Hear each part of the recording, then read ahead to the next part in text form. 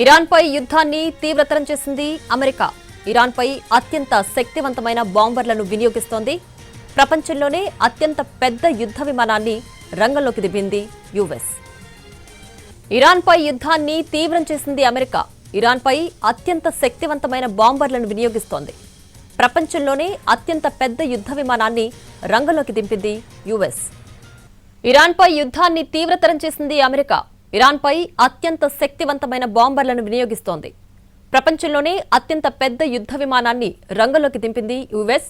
24 గంటలు యుద్ధంలో పాల్గొంటుంది 18S యుద్ధ విమానం. ఇది అమెరికా నేవీకి వెన్నుదన్నుగా ఉంటుంది.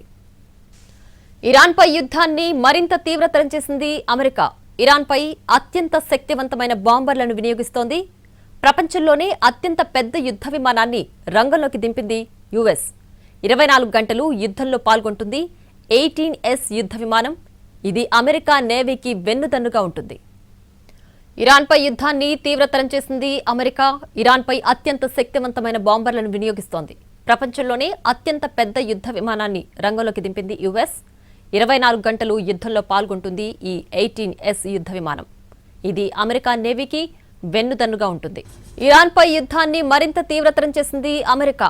ఇరాన్పై అత్యంత శక్తివంతమైన బాంబర్లను వినియోగిస్తోంది. ప్రపంచంలోనే అత్యంత పెద్ద యుద్ధ విమానాన్ని రంగంలోకి దింపింది యుఎస్. 24 గంటలు యుద్ధంలో పాల్గొంటుంది ఈ 18S యుద్ధ విమానం.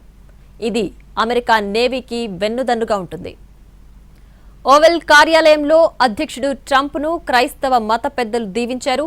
యుద్ధంలో విజయం సాధించాలని కోరారు.